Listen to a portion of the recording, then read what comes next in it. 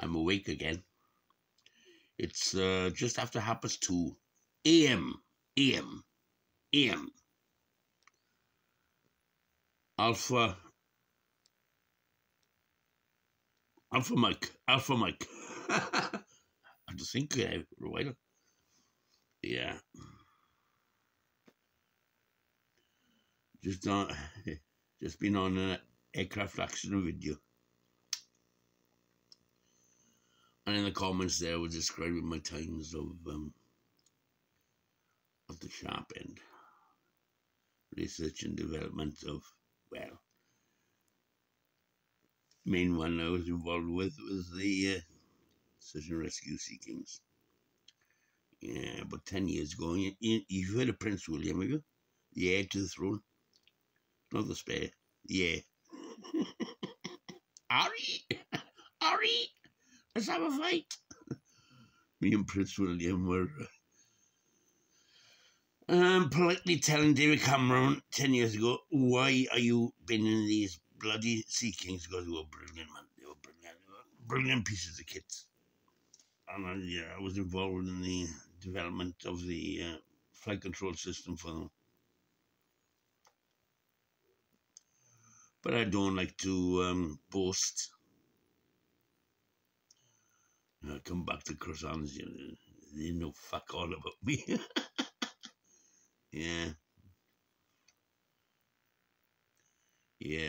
I was explaining about the super duper ground facing ground radar we had on him. If there's a boat or even a victim in the sea, and wee in the sea, like going up and down, and the sea state ground filter. I made the small program. It's bloody easy peasy, really. It was in coral. It was coral, which was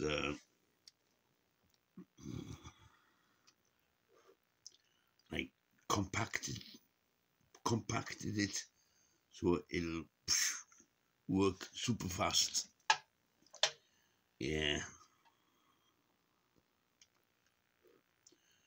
I looked at the original program where, it was quite cleverly done by the Palm Smith, senior systems engineer in this research and development department. I did it one Saturday morning. Oh my God, we can chop loads out of this to make it work quicker. So, and then it sends the result to the analog flight control system component, which moves the airfoil surfaces. Well, on a helicopter, it's basically the Jesus Christ, I can't remember. Automatically. So when the sea is going up and down, that helicopter instantly follows it. So when you check out the winch line and the loadmaster on the winch, or winchman, he's automatically going up and down, following the sea as it goes up and down. Yeah. It was easy. I chopped it down, fucking. And me and Prince William 10 years ago complained to David Cameron, why you been in these? Because it was a fabulous piece of kit. Search and rescues, RAF Seekings. Fucking austerity, cost cutting again, see? You don't know. You on the streets, you don't know half of it. Yeah. It's my RAF avionics training for you. And Pam Smith she was over 60 by then. You know, you know, he clued himself up well on early choral software. I chopped down the program down to basics, essential information. Well, it's because of this new radio altimeter we had. It's a downward-looking radar, and as I see, went up and down, seeking instantly went up and down. It adjusted the prop above the seeking to follow it up and down. Collective thing. Yeah, I could see it. I had it in my head. See, I had it in my head.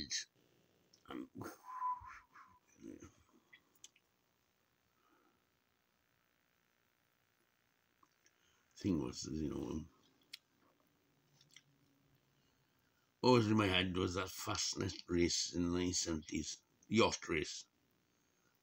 Fucking hell, thousands, not thousands.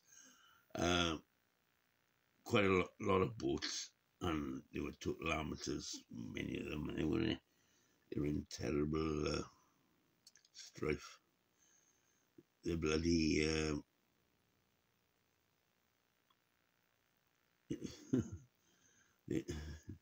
a huge storm happened, and bloody the mainsails are gone. Bloody, some of them were only about 2-3 fellas on each boat.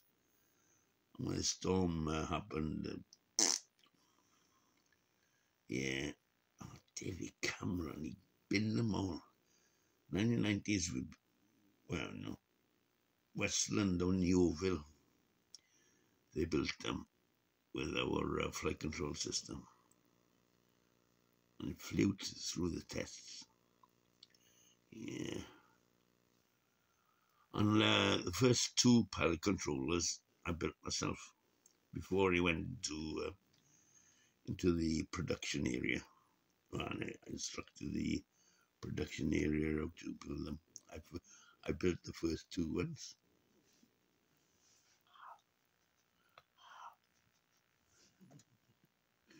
Yeah, 001 and 002. Yeah.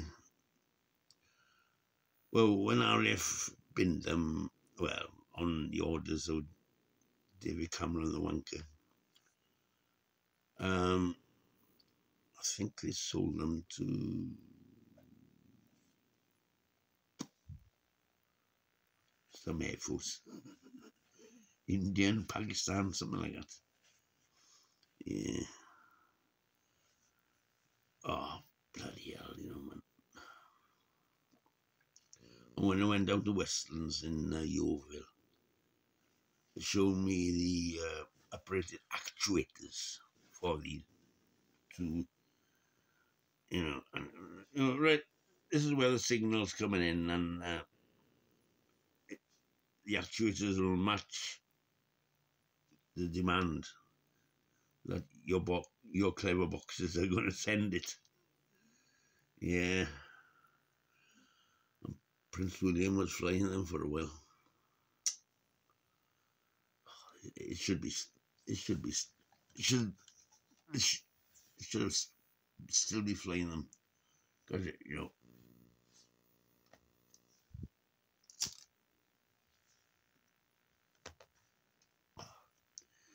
Yeah, one Saturday morning in summer, way back in 1993, 1994, was it?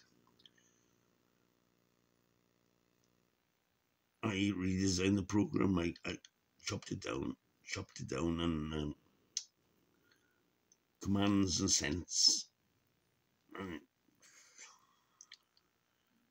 did it one Saturday morning. Senior engineers there were very impressed. Involving other things as well. Yeah. Smith's new Mac.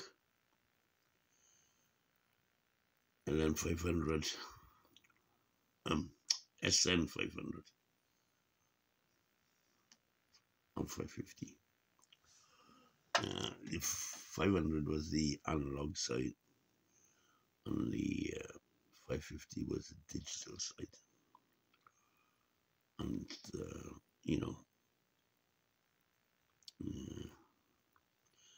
and other projects, those, brand new attitude indicator.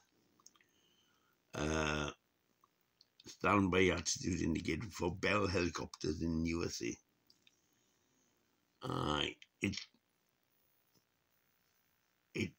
It only needed 28 volts DC from the battery, and it turned it into 400 hertz. 400 hertz.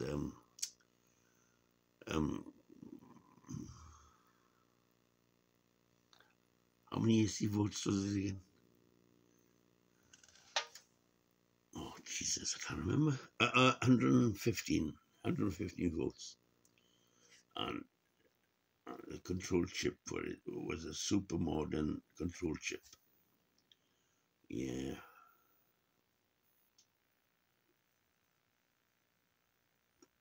I gave up by the end. Tories have always destroyed British engineering. I think it's because they themselves can't control it. They're very suspicious of people like me who can do things like that. It broke my heart, man. 10 years ago, it broke my heart when David Cameron binned them all. It makes you feel like, what the hell am I doing here? Why am I bothering? Daft bastards. Tories, daft bastards. Isn't it, Prince William? I hear you. Yeah. Prince William, never mind about Harry.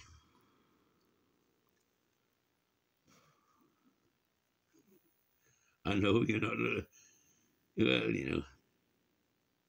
no, he's a nice lad, man, your brother, Harry. Yeah, but,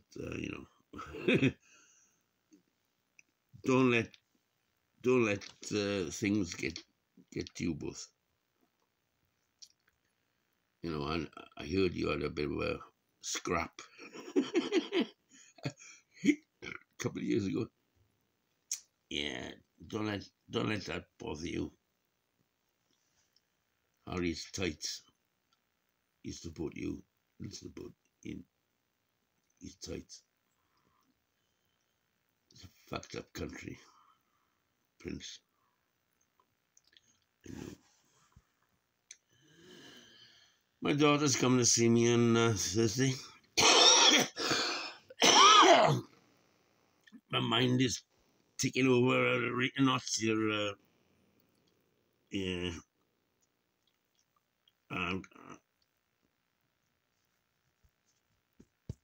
Plans.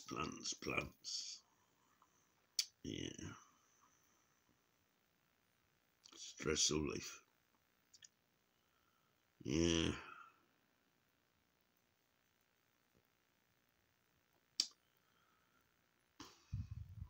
The engineering company I was working for a few years after that. They wanted me to run the whole bloody shop. Laser welders is we're in the middle of the broadband explosion now, and operated telephone exchanges and fast. It was only 3G then. Only 3G. We're up to 5G now. Yeah, fibre optic, this, that, and the other. Zoom into these bloody things, and the machines we did was we sucked all the water out of it, and then into the next section, glove box. Weld the lid on the top, because before that, there's always girls in the with the microscopes, were lining up the fibre optic cable to the whatchamacallit inside the laser, and yeah.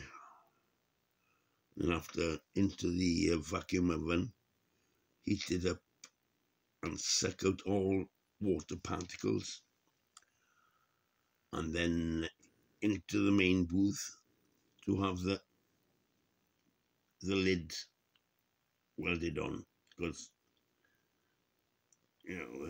after it's an integrated circuit with a hole on the top, and the girls, all those girls,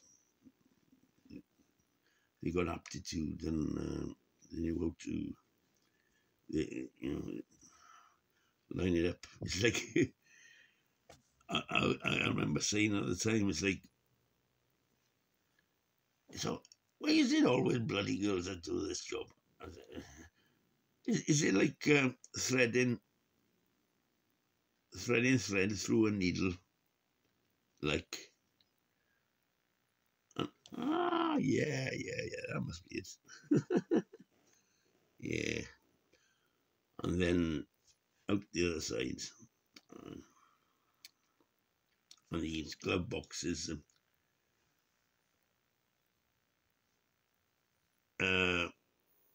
all full of nitrogen air with a bit of helium, and the helium was used to check them afterwards, to see if it was really tight. And a French company in France, yeah, and they used to do repeat boxes underneath the sea, submarine boxes, on these underground cables. They also had power lines with them, not much really. And I used to power the submarine boxes, and exactly the same thing. And yeah, and before we knew it, we had super fast internet. We could talk to Australia, and anyway, USA, any bloody way. We made a change from aircraft flight control systems, I suppose. And the bloody boss, well, the two directors, the main directors, Chris and Doug, they were quite a bit older than me, and they said, "We have an eye on you to run this whole bloody lot." What? Responsibility. Yeah. Anyway, I became ill. Oh, bloody hell, I was being sent all over the world. And I became ill. And here I am. Burnt out. Oh, there's a lot of things going on in my life at the time. My mother dying was the final straw. I had a breakdown. I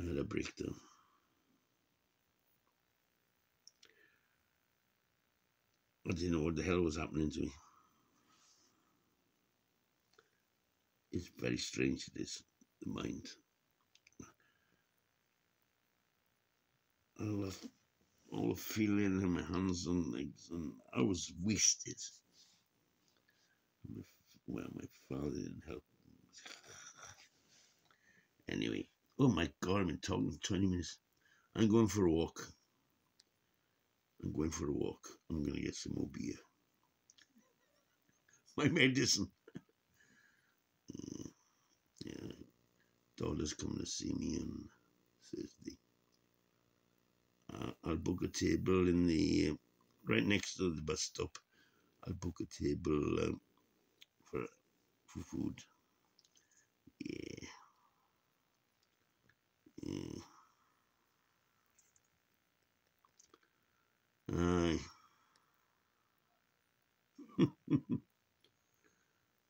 Oh, my friend John Dawson yesterday. He asked me, "Have you written this book yet?